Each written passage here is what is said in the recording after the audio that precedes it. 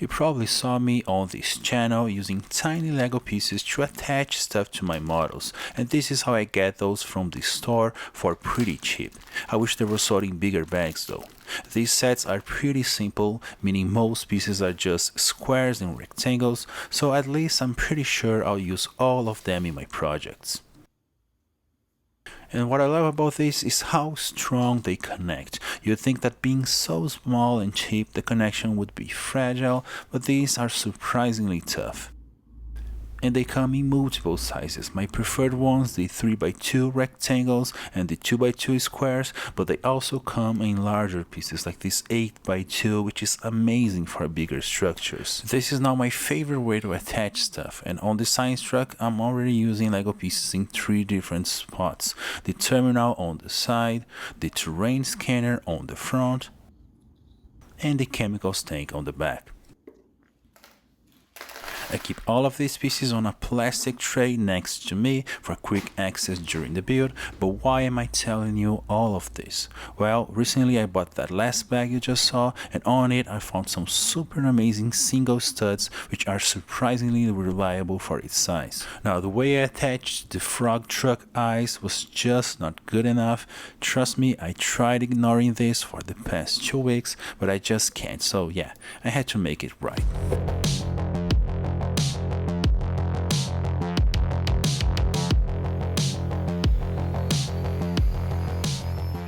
First thing you do is to remove the steel rod and enlarge the hole just a little bit. Then I press fit the single stud on its place with a tiny drop of glue.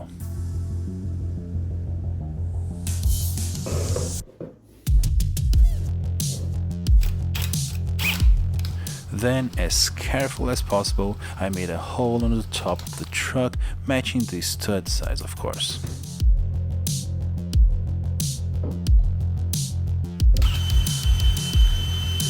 And it took me a couple of tries, because if I made the hole bigger than the stud, that would have been terrible.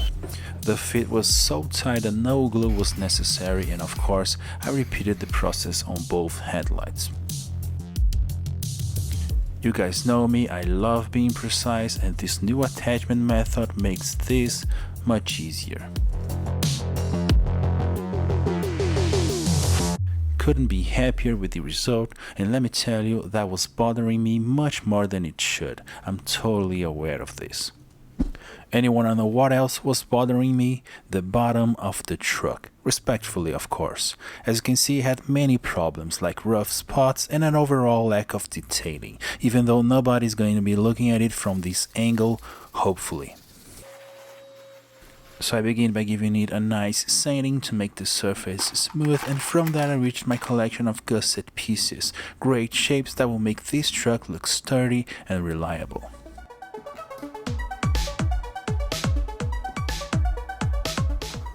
I decided to add 4 of these gusset pieces on that corner right there, so by looking at the truck on eye level, viewers could actually see some detailing in between the big wheels. And as I simply glued them side by side, not too much measuring was necessary. The 4 holes the truck chassis had gave me an opportunity to add some sensors, so I reached in my collection of tiny little pieces and found a couple that matched the holes perfectly. Initially I thought of making the sensors a lot simpler, but then I decided to take the detailing one step further. And of course there's one on each corner, some sort of navigation assist device. This is a self-driving unit after all.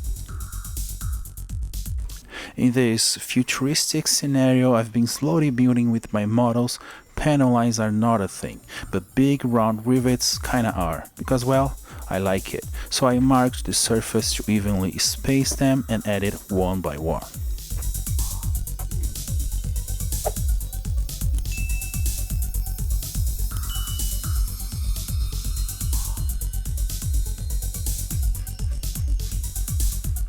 And this spot right here was the most problematic of the bottom, with a lot of imperfections in places where the body filler didn't properly stick.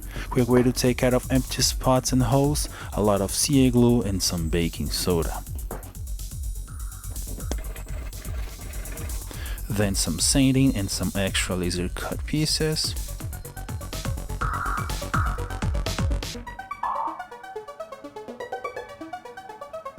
And I thought this was looking much better than it was. Now let's talk about the pearl of this project, the cherry on the top of the science truck, almost literally as it sits right on the top of it, the Pathfinder system, designed to not only guide the unit but also communicate, get weather reports, and provide sturdy connection for settlers. It was looking very good already, but I also wanted to add a few things here and there. Now there's a volume on the lid where I have the lenses, and I'll show you that in a bit, but that meant I had to be careful and add stuff to it but still be able to close it afterwards, always checking to see if I had enough clearance. And with that limitation, I couldn't just go crazy and add detail everywhere, which I know would have been amazing, but I think it's worth it because the lenses on the lid will look so good. So yeah, I just kept going, checking and testing, and this whole process took me like a couple of hours. And here are the lenses I was talking about, a big collection from broken DVD readers, cameras, and all types of electronics. These are very good looking and will take the project to another level of detail, and my idea is to add 3 in total, but only after the painting process. Speaking of the painting process, I've already started working on it, but as you know, it is a super time-consuming process. I'm also on my final semester on college, meaning life is hard at the moment, so if you want to help me keep going, please consider supporting the channel on Patron like all these amazing people do. Thank you so much if you watched this far in the video, and I'll talk to you guys on the next one. Bye!